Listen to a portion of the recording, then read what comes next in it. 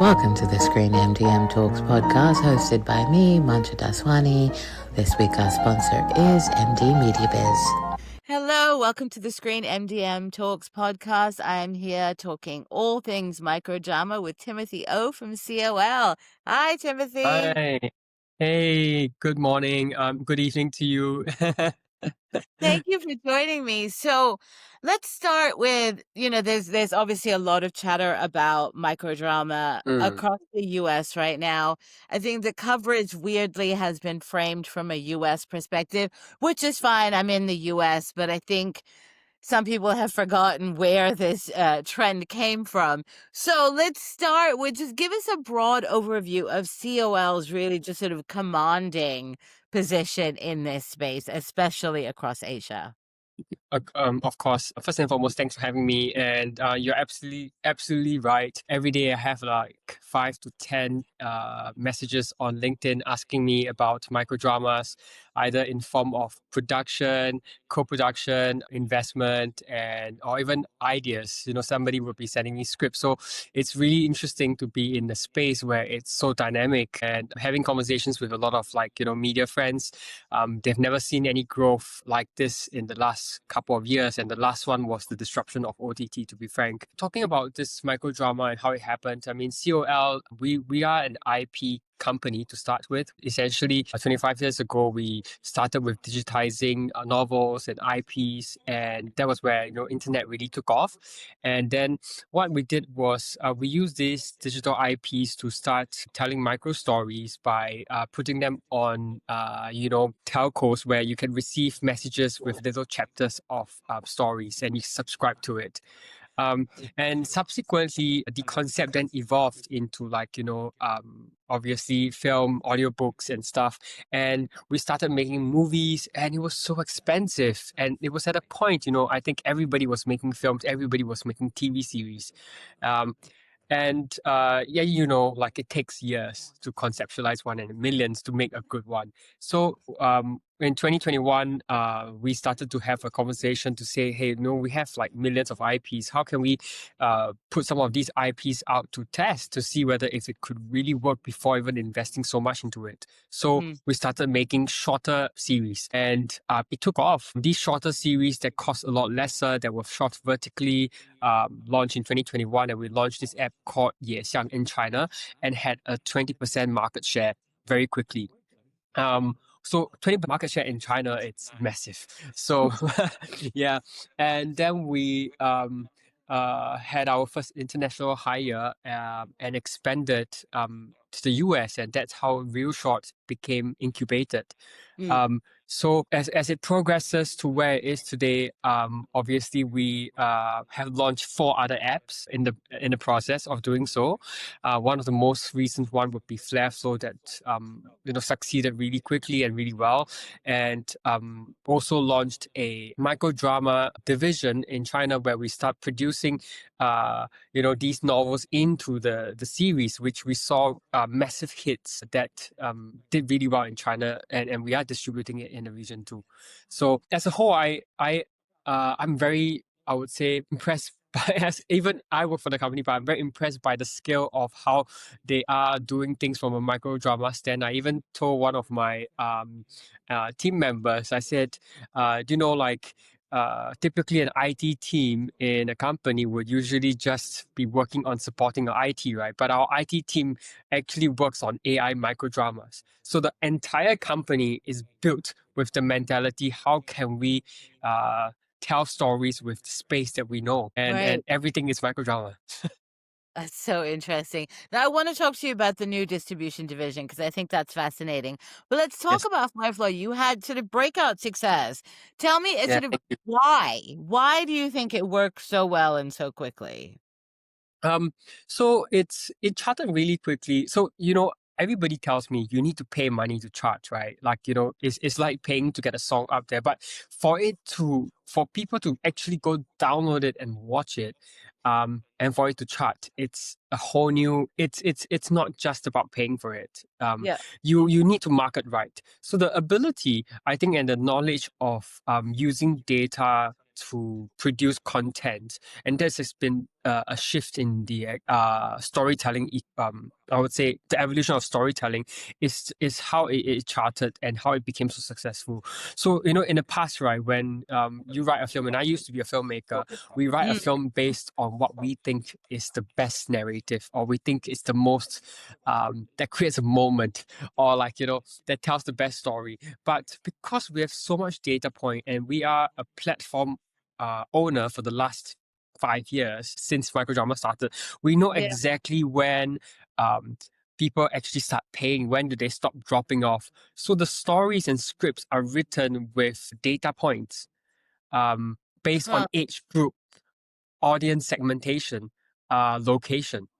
So we know in particular at this particular time and age they're watching, and which age group is actually paying for it, and what prompt people to download. So for to put it simply, you could put an episode of a show on from Netflix or Apple on Instagram and prompt them to watch to finish it. But sometimes that payoff doesn't come after episode 4 or 5, right? Mm, So it's gonna take such a long time to kind of get that buy-in, or that binge worthiness to kick mm. in.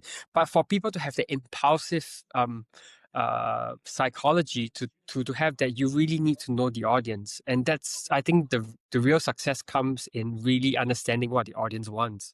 Sure. It's such a different way of making content. It is fascinating. Now let's talk about the distribution division. How are you positioning it? How are you repackaging the content for sort of traditional content buyers? How is this going to work? Explain that. So, first and foremost, I think we've got to a point we've got like 1,000 over titles that we've developed over the last couple of years, and Mm, I think that really gave us an edge in terms of going to the market with shows. And a lot of people do ask me, why would you want to distribute your shows? Like, you could just leave it on your platform, and are you just giving us the worst shows, right? The mhm, reality is this: the microdrama space is so new, and we had so much conversations about the need to actually grow the industry as a whole. mm. Because the reality is, if we don't actually go out there, you imagine like a platform would struggle to put out 100 shows in the first year. It is going to take 2 years for it to mature. And it's Yeah. going to take, yeah, it's going to take time for us to look for partners to work with. It's going to take time for things to boom. And I want to grow the region outside of China and the US, right? So Mm, for me to do that is to help to be a catalyst in the different space. And I think one of the things that really gave us an advantage is us being also a platform owner. So more often than not, when I'm talking to the different potential clients or clients, I'm able to give them insights on how to market. I give you one example, mm. which is interesting. When you actually market a typical series, right? Let's just say a show that you watch on Netflix, Selling Sunset, because that's the recent one I watched. Um, I've never watched that, but um, yeah, and like you would actually put up that show, you would make it very clear that you have to watch it on like Netflix, and this is the title.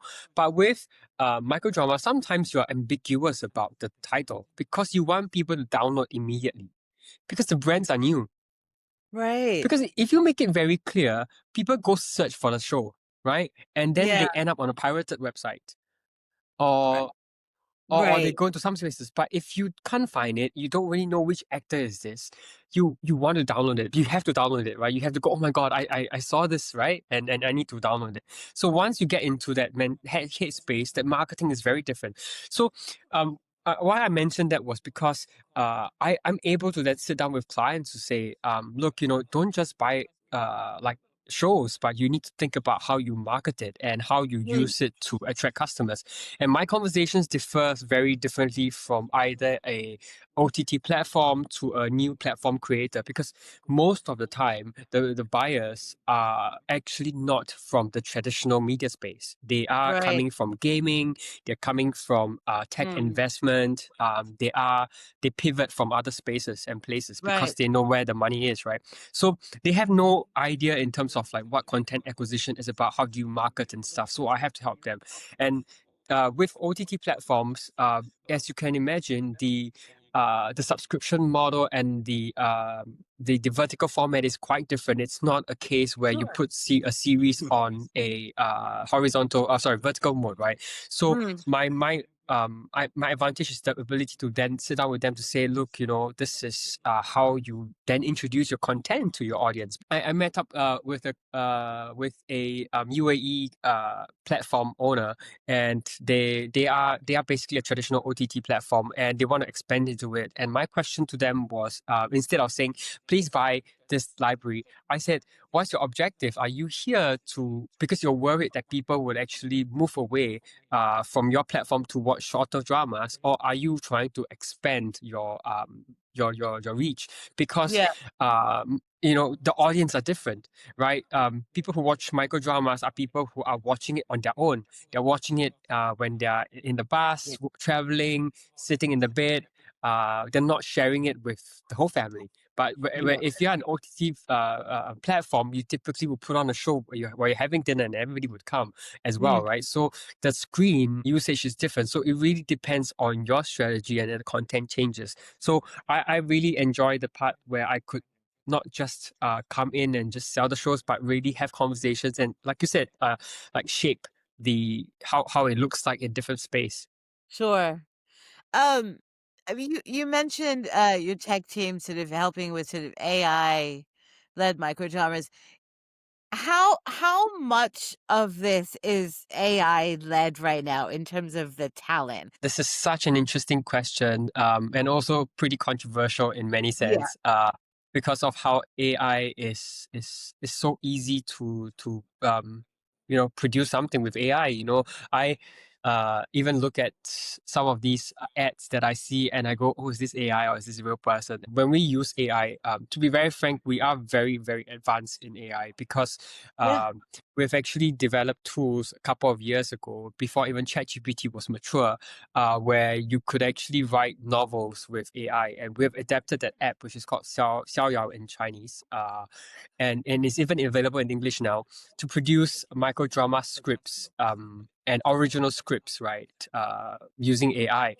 That's the first thing. And I think AI is uh, still very much, I would say, as much as it is very advanced, you need to know how to prompt it, and you need to know how to Yeah. get the right people to use it. So from a Right. scripting perspective, we are definitely using that. I think using data and script to help to basically, determine where the points are, Sure. cliffhangers and stuff. And Yeah. then the other bit, which is like you said, the acting part, right? So we have launched some test series, and it's performed actually well, Mm, in terms of like using AI actors, and yeah, which like I said, I am impressed by the technology, but at the same mm, time, we are using it to essentially test the stories before we go into production at times. yeah. So Yeah. I think what it does is that it gives us the agility to kind of see how it's going to be like. And then Mm, secondly, um, we're using AI to tell bigger stories. So we're launching yeah. a couple of series that are so to give you some context, and your readers and listeners as well, is that um, microdramas are maybe 3 to 4 years. I want to say five, but I think it's may upset people. More advanced in China than in any other region. Yeah. So the stories that are being told in China for microdramas are no longer the werewolf romance stories, right? So you're getting massive IP productions where it's bigger scale. I'm seeing sci-fi, I'm seeing aliens, I'm seeing zombies, I'm seeing period dramas, and the ability to achieve these, right, like to create an apocalypse scene, Yeah. in it's AI, and Good. I think AI is now going to enable us to tell these crazy stories, which is costly to make if you Right. were to yeah, CG, for instance. So interesting. And then you mentioned having the advantages of having a platform and a distribution Mm. division. And I mean, given I think there's still questions swirling about actually making money out of this business. If you're not at the level of scale that COL has, and just in terms of the amount that you are able to generate is next level. Most people are not in that space. So, do you need to have both the platform capabilities and a distribution division to really be able to make money in this business right now? Or can you be a standalone, just a platform or just a distributor? I'm curious about that. Yeah, so I work with a couple of distributors and I work with a couple of platforms as well. I think it really differs by market. So Yeah. an example, right? Like if you're a platform owner in Southeast Asia and you intend to get subscriptions, it is going to be a struggle. Sure. Uh, yeah, and not everyone pays for content like this. So you really need to know your market and need to know what model really works. So one of the clients that I work with, new platform, and they came to me and they were super clear that their goal is a B2B to C play, which is Mm. working with brands because they know that the brands will be paying the advertising fee. So they don't actually do any user acquisition mainly. They actually work through brands, then user acquisition. So Huh. what they mean by that is that a lot of their strategy is basically who is paying for it. Because Mm. if the users aren't, then someone has to, right? Somebody. So Yeah, right. and this would probably apply to many other countries outside of the US and Mm. China, where paying is not a norm at this point. So Mm. I think knowing your audience and understanding that it's not a traditional OTT setup is very important. Mm. And secondly, I think it's also like being okay. It's a risk to be the first mover, but also you would also have the first Yeah. mover advantage. So there are many these platforms that are international, global, which Right. as we all know, they're all majority Chinese led. There's an opportunity to create very local stuff too, which is content and stories and platforms that are very integrated into the local world and system. Mhm. And I think the money is revenue model right now works for us because there is the ability to scale Yeah. and the ability to do things. But there are many other different ways to basically profit within the space, but you need Mhm. to be quite strategic. So it really depends. So if today, if you, like you said, right, you're coming in with maybe just 5 originals and you want to launch a platform and you want to make the same amount of money, then Mm. you need to think whether how you want to scale that, and whether if you're going to position yourself as an international platform, because Right. it is a long game. Yeah, Um, yeah, absolutely. yeah, we spend so much money in marketing. I bet. I bet. Now you had a bunch of announcements this summer, including sort of significant expansion for COL. Tell me a little bit about how you have been scaling, especially in your production capabilities, what you're setting up in China to be able to produce a lot more. Give me a sense of that sort of roadmap and sort of where COL wants to be in the next year in this still emerging space as it's growing so quickly. Sure. I think one of the I mean, we're now based out of Singapore for our global operations. I think it really makes a lot of things easier for communication and Mm. globalization. So from I'll talk about it in two aspects. One would be on a platform basis. So we are looking at a pipeline of 180 shows to produce, and rightfully so, for some people, it is the scale of like a big OTT player to be able to put Yeah. out this content. So we are actually investing in a lot of production companies. Mm. We are also working with this production crew across US, which US, China, UK, even Mhm. Vietnam, Singapore, to actually produce more content. And Yeah. so I think that scale of expansion is unprecedented, but also necessary if you want to have more content. And then Sure. secondly is we're also doing a new soundstage studio in China that is Mhm. focused on international series. That means it's not just for like, the Chinese shows that we have. As you can imagine, the set will be like, hospital set in the US. Uh, Mm. so yeah, so it's going to be quite interesting to see how that takes. I think we are already a global leader in the space. I think 2026 is going to be a year where um, uh, we will change things up slightly with how Hollywood is doing things and how Mm. mature China is already. I do Yeah, think we will start to see more evolution in form of creative storytelling, yeah, and you will see a lot of strategic moves in terms of how we were going to put ourselves ahead of some of these big players, to say. sure. Um, and obviously there's a lot of attention on microdrama now. Um, how do you see this space evolving in the next 12 months? What are the trends that you're keeping an eye on as this business continues to churn and evolve? I think we're gonna start seeing mini blockbusters coming out. I mean, Mm, at this point of time in the US in particular or outside of China, um, you don't really know a series um well, like, if you ask anybody that's out there, they would know that they're watching. They will tell you it's something billionaire, but something like mm, rags to riches, right? So it's all very similar in terms of stories.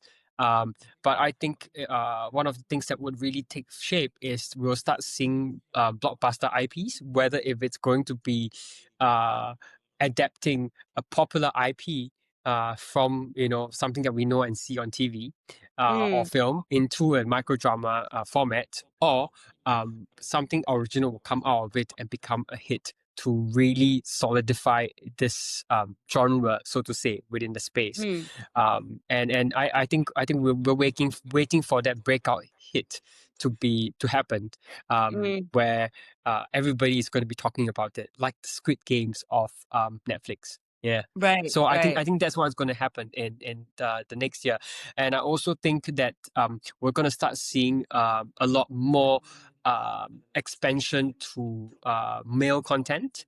Mm, So it's already happened in mm. China already. So male content would be in genres of like fantasy, game related, Yeah. sci-fi genres, which I think it's not really been focused.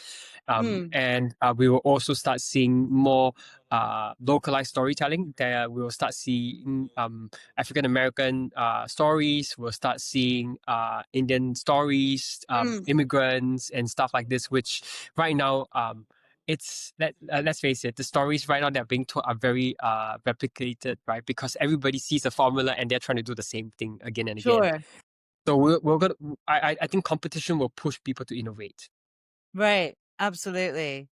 Timothy, thank you so much for this sort of crash course on microdramas that you've given me right now. It's really great. Is there anything else that you're going to be plotting, planning in the months ahead that you wanted to tell me and my readers about that we haven't covered yet?